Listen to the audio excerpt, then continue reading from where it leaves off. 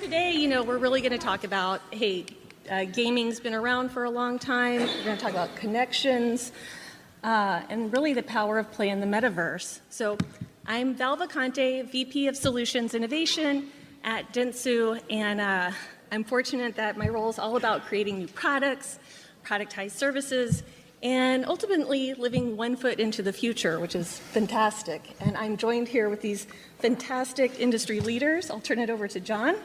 Oh. Introduce yourself. Good morning. And first of all, I think a round of applause for Val's amazing opening slide with all the graphics, if we can. It's amazing. So every other panel organizer is just like chit-chat, and she's done these amazing slides. So good morning, everyone. I am the CEO of Napster. Hands up, who's ever used Napster in the past? All you illegal, naughty people. So Napster is, I took over last year, and Napster is now kind of coming back to try and finish what we started 20 years ago. So I worked on Napster 20 years ago, lent them $50 million when I worked at Bertelsmann. We took $1 billion offer to the music industry and tried to take them legit back then. I had a German boss who came in a little hot with the music industry. So we didn't quite get it there yet. The music industry wasn't ready to be saved. But Napster has been running as a competitor to Spotify for a number of years. We took it private in the spring of last year. So we're now coming back to build kind of the future, what we see of the music experience for fans, incorporating the best of music, which we have, and then bringing in community, the best of Web3, and also the best of the metaverse, which is the context of the panel. Prior to that, I worked at a company called Roblox, which was squarely in the metaverse area and ran music there and did a lot of our brand activations. So I think we'll be showing some examples a bit later, but generally speaking, when I started working there, no one particularly cared about the metaverse, which I find it's fun that we're now back at South by doing panels about the metaverse. So there was a few of us around the industry working on, we called it anything from UGC gaming to, I suppose I called it like a hyper-social interactive entertainment platform to the metaverse. So we started there as a platform, and it was many games. And I think we realized there were a lot of people coming together in a social capacity, and music might be a good way to bring people together. And digital music streaming is more of a solo experience, but concerts inherently are more communal. So decided to start off with concerts as a way to bring people together in the metaverse, as it was then starting to be called. So the first experiments in the metaverse were, I would say, challenging, right? Because no one really knew how to create it. There weren't companies to produce things. The rights with the IP holders and the music industry didn't really exist. So it was a little bit of an interesting one in the beginning, but we had a maverick group inside the company. We got together with sort of external production companies, kind of built them on the fly, and eventually found this great artist, Lil Nas X. I'm going to say found him. He was already discovered. He'd been found, but not, he was kind of bubbling up, coming off Old Town Road in 2019. And kind of convinced everyone it would be a good idea to put this event together in the metaverse, which became, after a lot of hard work from 100 plus people internally and externally, this Lil Nas X concert, which kind of landed on Roblox a few years ago. So that was our kind of lighthouse moment. And I think after that, everyone started glomming on to the notion of creating interactive experiences in the metaverse, first of all with IP holders, and then we started getting brands involved with Logitech, so they would come on and do something that is a great event with Lizzo, so brands started coming in and offsetting the cost of the event and presenting them with artists. We did a big thing with the Grammys, and we'll talk about those later. So I think the notion of the metaverse really changed, and I think got catapulted. I was speaking in Lisbon at the end of 2021, and that was the week that Meta rebranded, or Facebook rebranded as Meta, and then the whole world went bananas. So I think there's a talk of cooling. Everyone's now ChatGPTing and AIing, etc. I think that it's definitely not I call it like a jungle takeoff for the metaverse, but definitely feel like it's going to be a slow, progressive growth. So I think everyone needs to dig in their heels. It is certainly not going away. It's more relevant than ever. And I think it will be this notion of the open metaverse, when brands and media companies can get involved, start kicking off things from the browser, and it just becomes part of everyday campaigns that people are rolling out. So anyway, we'll talk more about it. We're very excited to be here. Well, thank you. I think we're going to turn over to Jenna, just a quick introduction. Thank you. Hi, everyone. It's nice to meet all of you. My name is Jenna Seiden, and I oversee global business development for Niantic. And just like John's question, who's used Napster, I'm sure the first thing that comes to mind with Niantic is you all played Pokemon Go. Yes, we are very fortunate for that amazing property, but we are actually a technology platform. We are building a 3D map of the world. We have AR tools that we'll talk about in a bit. But it's an amazing company that's all about what we like to call the real world metaverse. As much as I come from VR, and my background in a second was putting on a headset and immersing myself sensorily in that, our vision of the future is really to make it more magical and really appreciate your neighborhood. And all of our titles, as you will see, remember, it's about exploring your neighborhood. It's exercise, doesn't mean break into sweat, it means just get off your arse, and then do it socially, do it together. So all of our titles that you'll learn about today, and hopefully make it over to our activation at the fairgrounds, I think it's at 111 Congress Street, you can see some of the examples. But quickly, business development is sort of a strategy partnerships role, so anything with a third party who wants to work with Niantic comes through my team. Everything but traditional ad sales. So I handle all of our first-party licensors, that's the NBA and Marvel and all the fun stuff there. It's all the people don't think sexy. I find it quite sexy. The middleware that makes and powers everything. We wouldn't be here without all the back end. As well as evangelizing the two platforms. I oversee our telco business as well as our headset business. We are not building a headset. We are partnering with experts who are hardware companies. A lot of people get confused. My background very quickly, it's very much based in acronyms. I started off at the NBA in NYC. I moved to LA, went to UCLA for my MBA. I worked for NBC, ICM, CAA, Xbox, and then I started working for actually fully formed sentences and companies. So anytime there's a new platform for telling a story, I like to be there. I'm very proudly superficial. A lot of people don't like to say that, but I am. I know a little bit about a lot of things, but I love storytelling.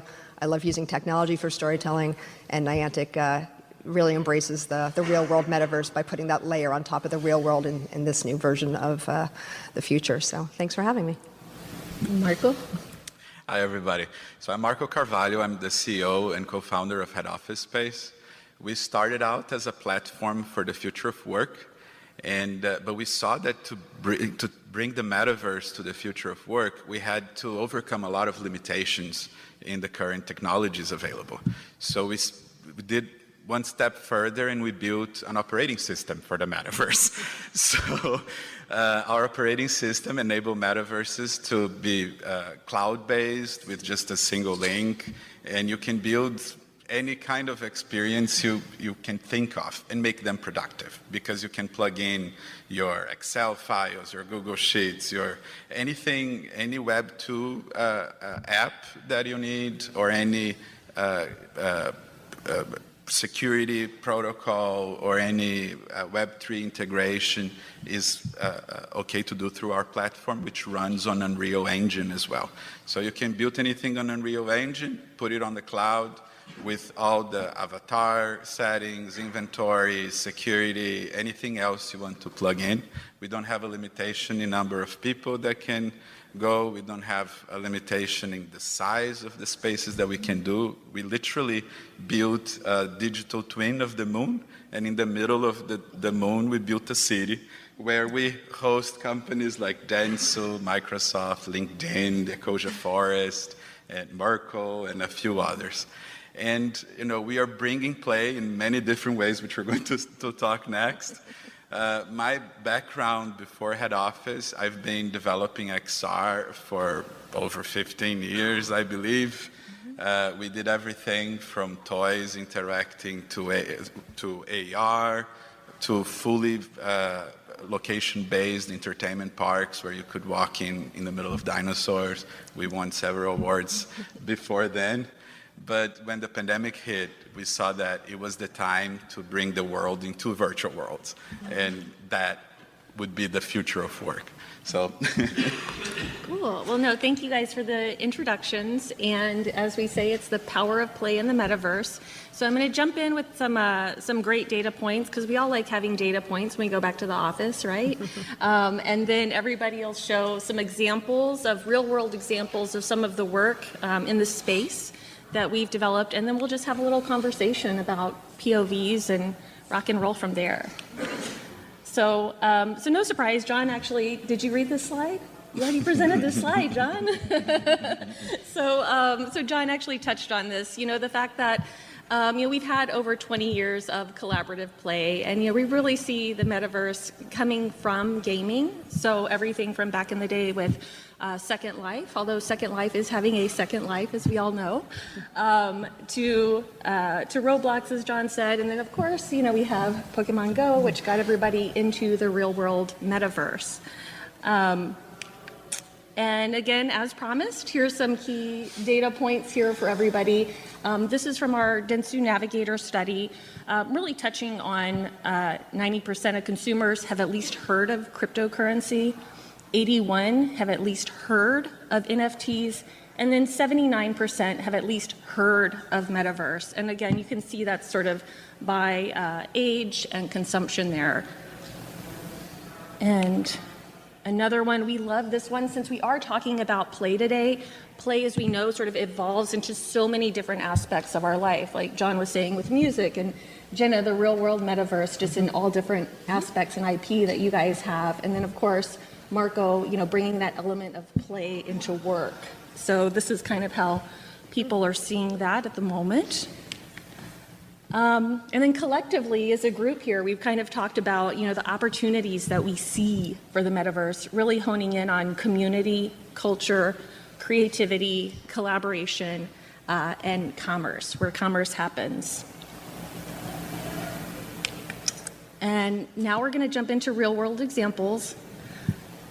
Like our company, we work fully from the metaverse. We don't use Zoom or Meet or any other tool. And our team is spread out in 10 countries with totally different time zones. And even with all of that, we were able to build culture. We're able to get to know our peers, have fun together, just like if we were in the same place. Wait, so you think we're already at the metaverse? I do. The thing is, remember in the beginning of internet? Yeah. Right? It started slow. People thought it was a fad, but then everybody started getting used to it. And when we least noticed, everybody was using it for their banking, for their personal, like for music, right? And it was not like 1 year. Right? No, everybody expected that because Meta announced last year that in 1 year everybody would be in the metaverse. And it takes time. Even for the iPhone, when it rolled out, it took time for a lot of people to have it, right? Well, the definition of metaverse, I mean, there's no right or wrong right now because it's still evolving. I always joke when Marco just said, oh, we're in the metaverse, I'm like, oh, I forgot to put that in my calendar. When are we going to be there? Because when I look at Roblox, people are like, oh, that's the metaverse. I'm like, I was working on virtual worlds and video games. Like, that's just a game platform yet. So to me, I sort of answer it the way that you do about an interactive gaming experience kind of thing, because I still don't use the word metaverse, despite my company quoting us as real world metaverse. I don't think we're there yet. I think it's difficult. Every platform wants to have, from whatever angle they're coming from, exactly. It's the metaverse according to us. Yeah. And I think for me, it's like a social experience, an interactive experience. There's presence, generally with an avatar, so that fits AR as much as it does virtual experiences. But it's definitely that notion of community. Community and interoperability for me. To me, that's what will define it. Rolling down. So. I think to give you guys a little bit of how it happened, maybe around Analytics, we mentioned it before. So that was the end result, and it brings back both happy memories and a little bit of PTSD as we were trying to get that live with 40 million people participating. So I think the genesis was, music industry. Music has to be better than it is now, right? So the whole notion for the last 20 years, when we had the original Napster, there was community. It felt participatory. We actually were kind of already decentralized. Web3 is now 20 years later. So we were like the original decentralized, if you like, Web3 brand, but just way ahead, right, back in 99. And that community was a big piece of the action. We had contextual commerce. So I think streaming for both audio and video took a kind of backward step where it became this solo centralized consumption experience for both video and music, so your Spotify's and your Netflix, et cetera. So it felt like we had this interactive, immersive social platform where people were coming together and we could draft off a little bit more of the live experience. We talk about a lot of the metaphor of a concert, right? So right now, streaming is more like going to a festival and you pay your streaming subscription at the gate, like your festival ticket, and you come in and you can listen to music from speakers all around the venue on your own. That's it, right? It's not super exciting. So the first thing was adding in people. You can hang out with your friends and people are into music that you're into as well. The second thing was kind of these immersive experiences, and we thought concerts, in terms of the stages at a festival, would be relevant. And then we did, like the band and brand merch tent, right, you would have at a festival. So we did a lot of revenue contextually around what we call like virtual merchandise. So that was the general thinking, that it might be fun for people to come together around music. Music is universal. It's what defines us. It's what connects us as kids all the way through. And there's nothing better than having that live experience with your friends, but not everyone can get to a concert. They're kind of an elite experience for a lot of people. We take for granted, so not many people really go to concerts. They're not in your area. You can't afford them. They're expensive. A lady on the plane was like saying she was forking out for Beyonce tickets, like nosebleed at £200 a ticket. It's not accessible for the average person. So the whole notion was to bring millions of people together who maybe didn't have access to have that fun and play together. Anyway, that was the original concept. I think how it all came together, first of all, there was a chat with our label partners, and you kind of check what's coming up on the calendar. Lil Nas X seemed like an artist that was coming out with a release, and we're working out which songs might be good. His latest song that some of you may know, we didn't pick that one. We picked the other one, if that anyone has any reference. We think we picked Holiday, and that was coming out around the holidays in November. And it was convincing him in the beginning that something like, again, Roblox and the Metaverse was right for him as an artist creatively. A lot of people want to be first, so he's a maverick, and he'd come up through kind of the meme generation. And I think the lightning point for him was talking to some of his cousins who were in the demo, and they said, "Oh yeah, Uncle Nas, like, if you do Roblox, that'd be sick, right?" So he then came back all excited and wanted to participate. And I think the exciting thing, a lot of people have been creating, whether it's brands on a flat internet or artists with a flat video experience or a flat song, they kind of create in 3D in their minds. So the whole notion of what you saw there, a lot of that was a collaboration between us and Nas and Hodo, who's his creative muse, the label, my creative team, etc. at the company. But when he was able to unleash himself, so that little transition from like Robloxy Nas to the full avatar Nas, that had never been seen before on the platform. So that was kind of the big reveal. And he took very intimate kind of detail crafting, that each song had its own backdrop. There were interactive experiences and games before the event, and all kind of tied together thematically. So it was really fun. And also when you get artists for the first time in mocap suits, he was like a kid in a candy shop, doing his moves and his Nas moves, etc. So that was the creative side, which was great. And then the business side, I think, was a learning experience. It's all very well, I'm now a little bit more deeper in Web3, and a lot of the innovation is like, let's just do that. And then everyone's like, well, how do we do that? And what's the ground, what's the contract for that? And everyone's sort of creating things on the fly. So I think that process was an iterative process on the label side, internally, and even with our own technical team.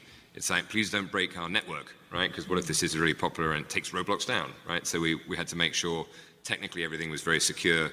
Internally, we had a lot of people, again, when that was launching, kind of manning the servers and making sure nothing went down. So I think that was a great experience for the internal company, I think for the industry, to realize this is something that could be done in terms of playing the metaverse. It was fun. He generated, tens of millions of dollars of revenue from the virtual merchandise, where people were buying Lil Nas X backpacks and t-shirts. So that was a great opportunity for the label and the artist to make money when they're not making money traditionally, in some cases from streaming. So this was a whole new revenue stream, new opportunity for people to come together.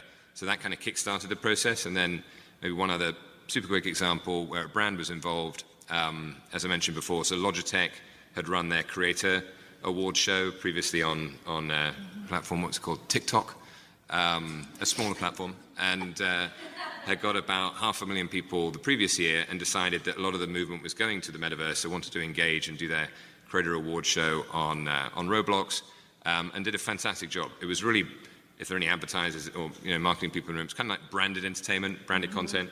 So I think it was a very elegant version of branded content, where Logitech, you had cool little flying mice. It was a whole futuristic world. It wasn't heavy brand, but they understood the authentic nature of the platform, created a world that was very fun and engaging for a period of time, had all these famous influencers coming on that you might know and recognize, and then had Lizzo perform and Gail, and it was just a fun coming together that was kind of a brand experience that didn't need to be there forever, but it was kind of up and down, which I think is the theme of where things are going. So I'll stop there, but yeah, two quick examples of how it came together, and I think it's just collaboration and kind of integrating into how you would usually engage your audiences, and just realizing there's this new immersive, interactive social platform that you can do it on, as opposed to just a website. Thanks, John. And then I think we'll go... More music. Jenna, you got theme music. So now we'll turn it over to Niantic. And I guess, Jenna, tell us a little about, some of the incredible IP and platforms. You guys obviously have Lightship. Sure. It's been a year with Eighth Wall acquisition. So Yep, absolutely. you got lots to talk about. Tell me more. This is great. Like I said, Niantic is actually an augmented reality technology platform, and we are building some first-party experiences on top of that. So some of the great examples, obviously, yes, Pokemon. We also have an original title that has been around for 10 plus years called Ingress. It's a pretty awesome, very dedicated audience that plays that. But we just released another title called NBA All World. We partner with the NBA, and you walk around your neighborhood, you encounter superstars, and you play some very approachable, thumb-swiping one-on-one games, and it's a celebration of basketball culture, of hoop culture. It's really great. So it's a nice addition to the ecosystem of all the NBA titles. Ironically, I started my career at the NBA, so I've gone full circle managing this product. And at South by, we just announced a beta of a property called Truffle, spelled not the way you think it's spelled, but it's a social app. It helps people find where they are in Austin right now and share really cool places and meet up, which is fantastic. And another one we just announced this week, launching May 9th, called Peridot. It's our AR first, completely AR. So when you play Pokemon, a lot of you don't realize that the AR experience is a short little experience because the technology isn't there to support it. Your arm gets tired holding the phone out here, doesn't it? And the battery overheats and it dies. But we've learned, and that's why we are an AR-centric company. But Peridot is a disturbingly, and I say that seriously, it's a disturbingly cute pet game that's coming out in May, but it's going to be completely AR, where you breed your pet. Every pet is unique in its DNA, if you will. So those are some examples internally that we're working on to leverage what essentially is this map of the world that we're building using WebAR and using Lightship. And Lightship is another technology that allows brands and creators to actually build an app with the same sort of occlusion and meshing to build these worlds. But what's the most important thing about Niantic, I think, is the fact that we're not only mapping the world, we're understanding it and we're sharing it. And what the understanding means is we understand that the statue of Stevie Ray Vaughan, somewhere right outside the city, I believe. Am I correct? Yeah, It's just not too far. Exactly, south of the river. If you want to have an experience around Stevie Ray Vaughan, we understand if you're going to place a Pokemon there, it's not just it's looking for a surface. It's looking for what can it do to react to the sky? What can it do to react to the water as it's walking by? And what can we do to literally anchor it to that statue so that maybe you want to create a scavenger hunt? And not that just Pokemon shows up randomly. It's you have to go to that statue and then go to the, correct me again, Willie Nelson statue for the next experience. So we've got all these cool technologies that help us understand the world, and then we're sharing it with developers and creators because we really want to power, whether it's consumer-facing experiences or utility or enterprise work, all of the tool sets. So this platform that we have is so specific and so helpful to help create these experiences. That's really what we do at our core. The last thing I'll mention on this topic for now, empowering these experiences that you see here, Eighth Wall, which is a company we acquired almost a year ago to the day, WebAR, it's very approachable. You scan a QR code and you can have an AR experience versus having to, no disrespect to Lightship, it's a great app in ARDK. Get it? It's SDK, ARDK. It's a great tool set, but Eighth Wall is pretty amazing in that we have over 2,500 brand experiences from Pizza Hut. You can scan the top of a Pizza Hut box and you can play Pac-Man. You can see windows on McDonald's storefronts like light up during the holidays. You can work with Saatchi art, and you can help drive business goals. Because people who now can place a piece of art on their wall are more likely to buy it than others. So, so if you match sort of this tool set to business goals, to the map, to your IP or your intentions. I mean, we're trying to build this ecosystem that helps you really tell these stories, drive your business goals, entertain and make the world more magical. So if you go, rather than show you a ton of things, I don't know where you have the Peridot. This is one quick little piece.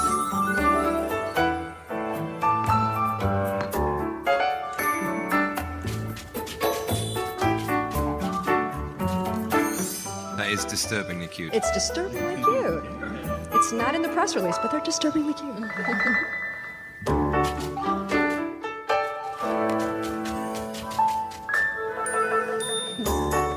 It's not a dating app. Could be. Could be. Could be. That's a market opportunity. Come on. It's really, really cute. Thank you. And it's a short video. So I encourage you, if you want to see some great examples, we don't have a lot of time, go to the Eighth Wall website. They have a gazillion use cases and examples of how brands are using the technology. It's a great place to look at some stuff. And if you get a chance, like I said, come check out some real world examples. I think that's the best thing to really experience these things rather than show you some videos. And Jenna, what's the purpose of Peridot? What's the purpose? Yeah. Remember Tamagotchi?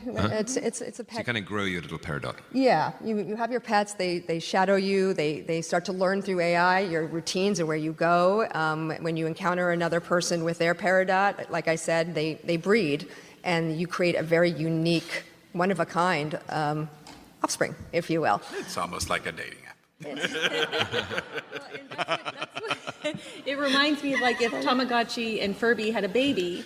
We have some great plushy toys and stuff. It's great consumer products. Yeah, we just wanted to enter another space. I mean, we were very intentional with, we have like 16 million points of interest. All of the trainers that in Pokemon Go submit these locations. We vet them. We make sure that they're safe. We make sure that they're in public locations, not in the middle of an intersection. And so we use all those things to then propagate these other titles and bring these experiences to others. And so, yes, the purpose of this is fantasy. It's fun. It gives you a reason as you're walking around in your neighborhood doing your errands to just do something fun. But here's the last thing I just thought of. Think of the future. We're going from these mobile phones, 5 billion of them. Someday we're going to have heads-up displays, right? Just imagine toggling on, I'm going to have a Peridot day. I want to have a Star Wars day. I want to have a Napster day. And so you just toggle on that reality channel. And your same neighborhood, that's our future vision. That same neighborhood you walk around in every day is going to have a different layer on it depending on your interests, your needs of that day. And so that's where we're going with this stuff. So, for us to build a slate of, yes, an NBA game, we have a Marvel game coming out, Peridot. It's a mix of licenses, it's a mix of originals. The purpose is really to experiment on that map. And so that other folks like you guys and brands can come up with your own channels, if you will, and share that with others. Because again, you want to just make this world more magical. So again, our first party titles are really use cases to make sure that we're building the right things for all of you down the road. So, and before Marco, just quickly, I think that's a nice, so the whole notion, I think, for all of this framing is to make everything that you think is like the normal way of doing things, think of it in kind of Willy Wonka mindset, like how can you do it in a more fun, immersive, interactive way? So walking around a neighborhood, how can it be more fun and engaging? But the experience doesn't stop there. So I think then you have an engaging, immersive experience with the real world. That could throw you to an experience in the metaverse, in the virtual world. That could like connect you to a virtual concert on Napster. So it's kind of all these different things of how life has been done, I think, in a very boring way up to now. And now it's time for everyone to step up and just make everything more playful and kind of interactive and fun. So I think it's going to be everyone working together to make the world more exciting and immersive. Cue Marco. Thank you. And that's exactly it. I think when we say there are so many tools around ready for the metaverse, but it's hard to connect them all. And that's like Pokemon is collect them all, we are connect them all. Because we want to connect every tool possible that you need for your specific experience that you want to build. Because we want to enable a productive metaverse, meaning that you can for example, in our case, we go to our office, we have each of our weekly meetings we have in a different environment where we have the KPIs that we need and the support that we, now even with AI characters helping on that process as well. So we want to make virtual worlds that can operate just like the real world, right? And combine them both in many situations. So for example, many companies started with us already, and each of them are using with a totally different purpose. We started with companies doing onboarding, training, building their office or headquarters, right? And then that evolved to innovation center, like intelligence center, like the case with Denso, that they build an intelligent tower where you can go in and learn what's the future of retail going to be like, and each floor has a completely different experience showing that future. So it's already building a place where you can go in to brainstorm and understand how the future is going to be like. Other companies are building like retail experience that they can plug into their e-commerce and make an immersive commerce experience, and on a way that when a customer comes in, you can talk to that customer privately, just like in a real world store. And you can close a sale, you can sign paperwork and do any transaction that you need without having to leave that virtual world or going into a separate experience. So when we built HOS, like I was saying before, we wanted a platform that we could do all of these things, but there was just nothing available. And we didn't want download, we didn't want to have to build one version for each device, right? Because currently you have to build for Apple, for Windows, for mobile, for each headset manufacturer. So we thought, that's insane. And not only that, you would have to put on every app store and go through every single step that you need for those to be in every platform. But when we take it to the cloud and we make it accessible via link, you bypass all of that.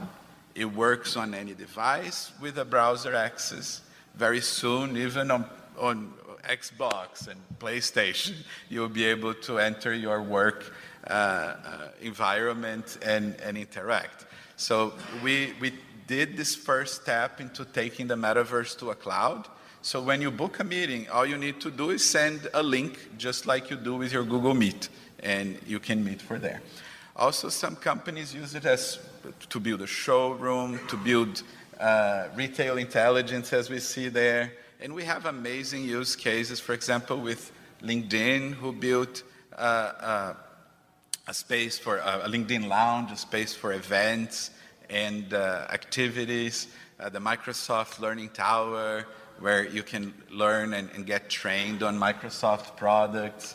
And we have a little clip that shows some of the spaces we've done. So this is our team, this is the Denso Intelligence. You see, we built an entire city. We still have a lot of space for all of you to come.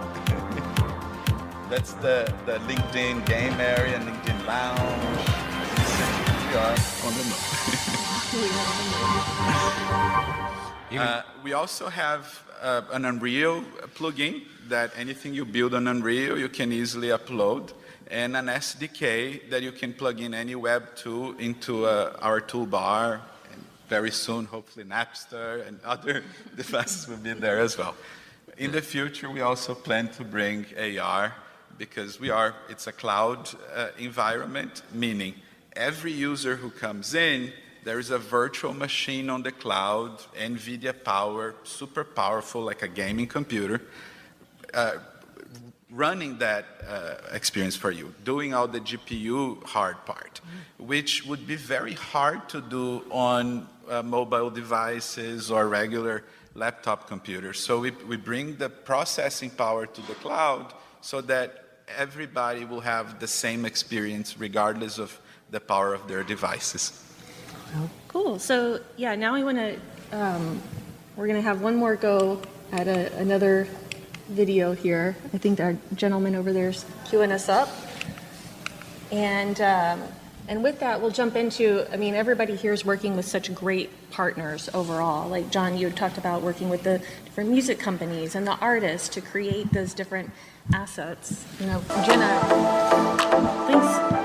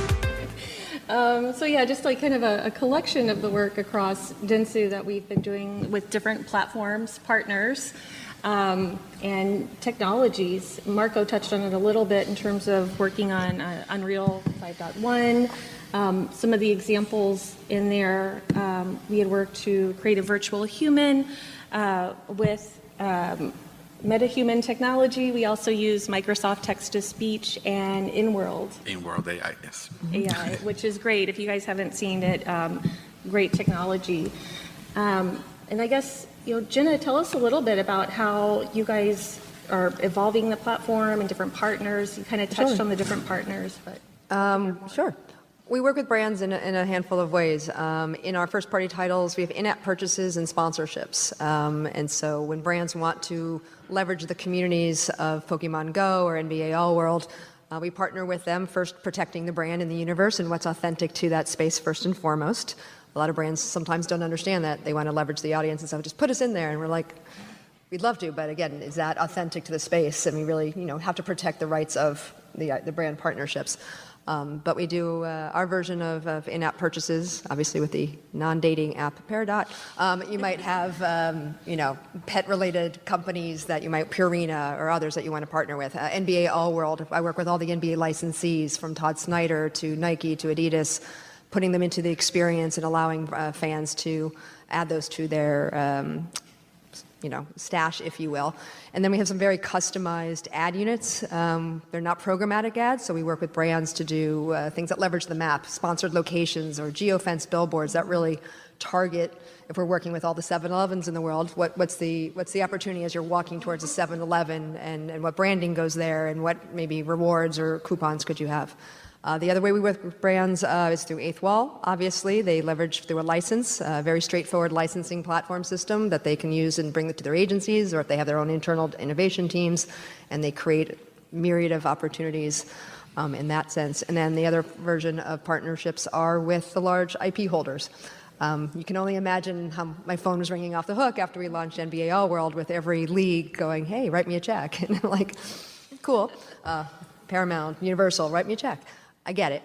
But we actually initiated these ideas first, and then we decide, do you need an IP or not? And having an IP is nice, but you shouldn't assume just because it has that name, you bring that audience to it. A lot of switching costs, it's hard.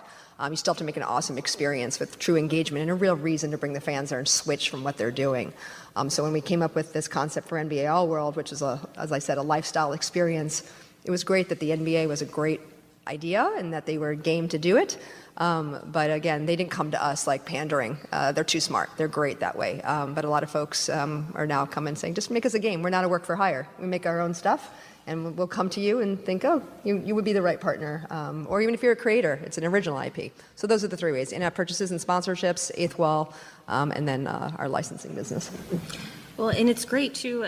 We've seen that where a lot of brands, maybe they haven't quite got into gaming. They're learning about, Metaverse and Web3 and all of that. They're not exactly sure where to start. And there's a bunch of great brands who want to get people out moving into the world. And so oftentimes, we'll be able to work with them and come up with different concepts that make sense, whether it's for Lightship or whether it's for your IP. And we're happy to be just a consideration on their consideration list. Like if we're not the right partner, I mean, there are amazing other AR applications out there, or if they're trying to do something really different, or they're coming to us thinking we're doing more Web3 stuff. I mean, we have a responsibility to investigate NFTs and everything and this, exciting new era of generative AI. But then we'll send them and say, hey, you're music oriented, go talk to John. Or you're more utility, or you're doing a workspace thing, talk to Marco. We just want to elevate the ecosystem and have people partner with the right people. And sometimes brands don't realize that they need an agency like Dentsu, or they need some help, or they have a lot more stakeholders making decisions versus talking to a developer. So we just try to educate. I mean, that's the goal. We'd rather have you walk away a little more informed than selling you on what we do, because it's such a confusing, noisy time right now. So we just want to make sure we're communicating and helpful. I love what you said there, because we have the same philosophy in terms of educate, excite, and let's find the right opportunity, the right platform, the right partnership. Great. And go from there. And John, educate, excite, execute. Execute. Hey, there you go, three Okay, E's. three E's. Awesome, John. So yeah, in terms of Napster 2023, what are we doing with our platform and our partnerships? So I think, again, we're trying to reimagine what a music experience should be like for a fan and for the artist. I think, again, as we were saying before, it's been a bit boring. I remember I launched a music service at AT&T like 20 years ago, and we were super excited to have 1 million tracks available. That was like a big thing on the PR side. Now we have 170 million tracks, right? So the whole notion of consumption has really just got about more and more access and more countries that you can get it, but the core experience hasn't really evolved. So music is inherently social, it's exciting, it's engaging, it's emotional, and I think it's best experienced with people. So a lot of the platforms we feel have got in the way between the artist and the fan. At Roblox, we kind of started down that path, and a lot of the fun experiences, were like Glass Animals. We did a meet and greet, we did a bunch of meet and greets, but like the Glass Animals meet and greet, when you had all the little fans running around. So Glass Animals are on as their virtual avatars running around, and then the fans are running around in a virtual space, and the little fans are going up. It's like, are you really Glass Animals? And Glass Animals, yeah, we're really Glass Animals. They're like, oh my God, I was freaking out. And then they're taking little screenshots of their avatar and their avatar and posting it on social media. And for this, for this generation, it's as good as, if not better, than meeting and doing what we would know as a meet and greet after the show in the real world. So for them, that's the space that they're hanging out in. For the bands, it's now super accessible. They love their fans. So I think it's offering these new creative and commercial opportunities to artists with the broad definition of artists. So what you'll start seeing for Napster this year, we just bought a company, Mint Songs, recently, which starts to give us that kind of bands and brands experience. So there's no reason that fandom should be, maxed out at $9.99 or $10.99 a month for your music subscription. For the super fans, I'm a big fan of Black Angels, Playing Tuesday, plug. I'm not a manager. Saturday Night Dynamite. So whoever I'm, really into, I want to go deeper. I want to get their merch. I want to hear like extra songs they haven't played. I want to have a chat with them. I want to hear about, where they should play in the world. I'll give them feedback, right? So anything where I can be identified, we have 20 years of data on the platform, so we can immediately show the artist, here are your like top 100 fans, top 500 fans, top fans in Brazil, top fans in Austin, and start to have that dialogue between the artist and fan happening, and politely get out the way a little bit, and enables, you'll see more tools that will start offering in data, offering to our artist partners, where if they want to create virtual assets, they can do that to their fans, and we'll help them. If they want to create virtual experiences, they can in the metaverse, little virtual worlds, perhaps in partnership with marketing. You never know, right? But I think it's enabling them to not be limited to a 3 or 4 minute song, but being able to kind of create as they are all day, every day, and not the old days that they would create an album every 2 to 3 years, and the artist going, well, I'm creative every day, I'm 24/7. So I think it's unleashing that creativity, and then also for consumers, I think it's a super exciting time for consumers to also be creative. Like, who's posted a photo on Instagram? Everybody, right? So everyone's now a photographer. So I think within music, how can you take stems of a song, and we can help people remix them to do their own versions. I had an app like 12 years ago called Rompler, and we got #1 on the charts, and that was still super fun. So I think bringing things like that back again. You can create beats and samples, and so I think elevating the consumer or fan to the level of artists, and have sort of artist and artist, and fan and fan, and fan and artist, and bringing community.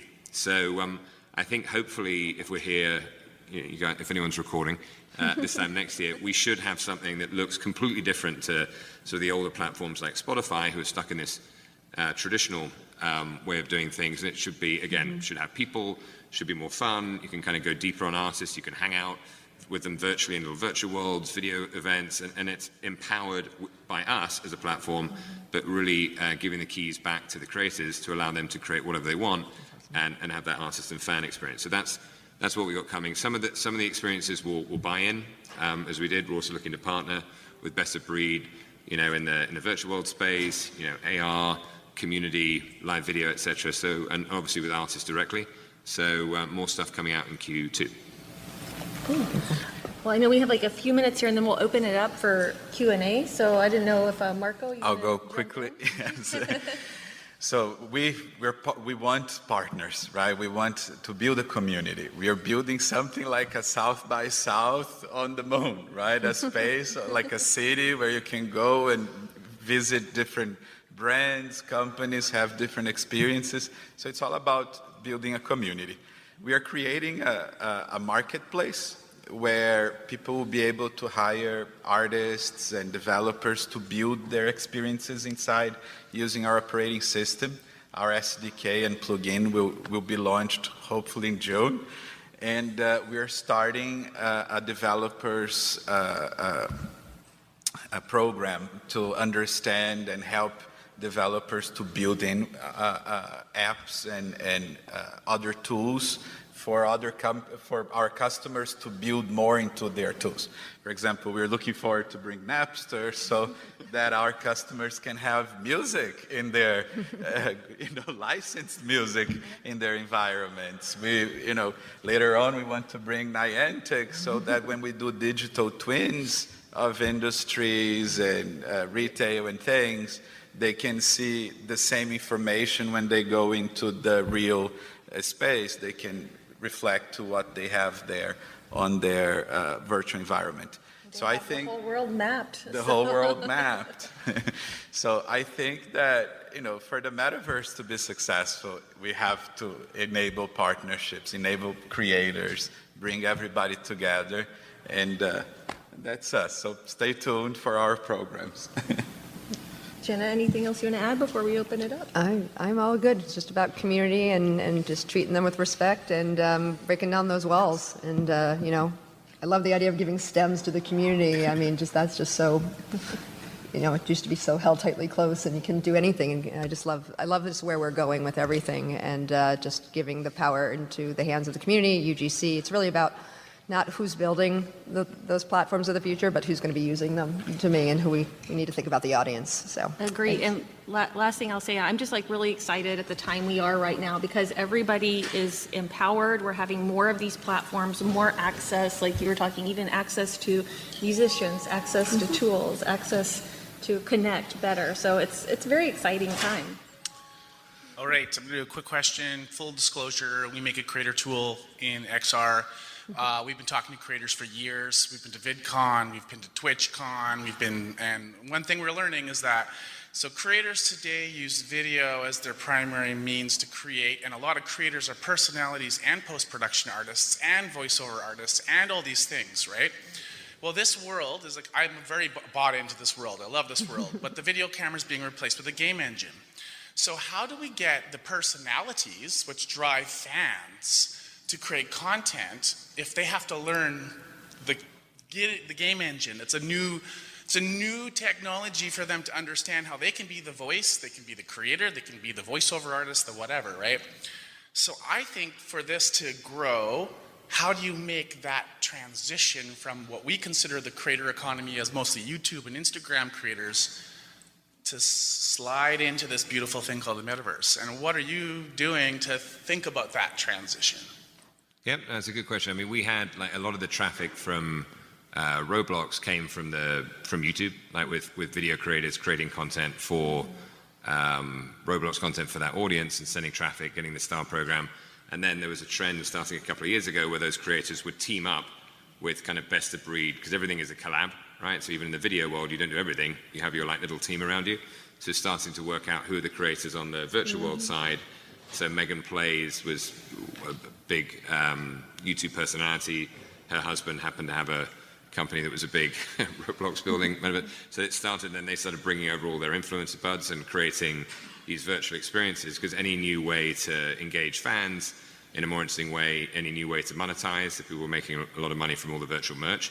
So in many cases, they started making more from the virtual platforms than they were from YouTube, just to do the splits, and after you take all the advertising revenue, and you're not having to hawk Swiffers or whatever on YouTube and things you're not into. You can kind of do things that are contextual to your experience. So I think those a creator in my thinking, like a creator is a creator, right? So whatever the medium, they'll work out how to do it, and it's kind of just adding a few more people to your crew who are familiar in that world. And it's a very inclusive community, so I'm happy to connect like people from those different worlds, and they'll kind of welcome you in, and I think it works both ways, right? Because the video creators can promote the virtual worlds where they're not as good. A lot of the community that we had, like at the we call it RDC, maybe politely weren't the video looking crowd. Like if you go to VidCon, you've got a certain looking crowd, and at the RDC you have a different looking crowd. So I think there's a nice marriage between the two, where some of the front, almost like in a band, you've got the drummer and the front man. So yeah, I think easy collaboration opportunities between the two, and just it's a case of reaching out, Twitter or wherever, and they'll reach out to you. So we're at time, but I want to hear this gentleman's question. Okay, this question pulls from John's example, but anyone can answer. Just curious, when you talked about 40 million users all at one time in a concert, my mind goes to what was the main input you needed to hold that number of people? Do you use cloud-based services like Marco talked about? How do you sustain that? I know you kind of talked high level about it was a lot of work, but what was the main input in order to sustain that number of users? And probably all of you have had hundreds of thousands or maybe millions on your platform, maybe at one time, and so anyone can answer, but just thinking about that one salient example, how do you sustain that? Because everybody talks about scaling and growth, and sometimes that scares me. We have a number of people on our platform. By the way, I'm Kenneth, head of product development and co-founder of Reach Pathways. Not a whole lot of people on the platform right now, but investors want you to scale. So tell a little about that, please. Thank you. Very, very briefly, so that was the point I was talking about earlier, convincing our CTO and tech team that we weren't going to break Roblox with the concurrent traffic that we were going to deliver. So yeah, I think there's total audience, and then there's like we call it like CCUs, like peak concurrence. So that was the key number. I remember in a past life I used to be a TV producer, and we did a lot of interactive TV shows like Deal or No Deal, and I crashed the mobile system in the US. Right, so a lot of things, when you drive these spikes, platforms even like the mobile carrier networks are not ready for that kind of concurrent traffic. So I think it's a lot of testing. At Roblox we had our own data centers. We didn't use the cloud. Our CTO came from Cloudera, so a lot of the systems that we had were our own, so we were able to have more control.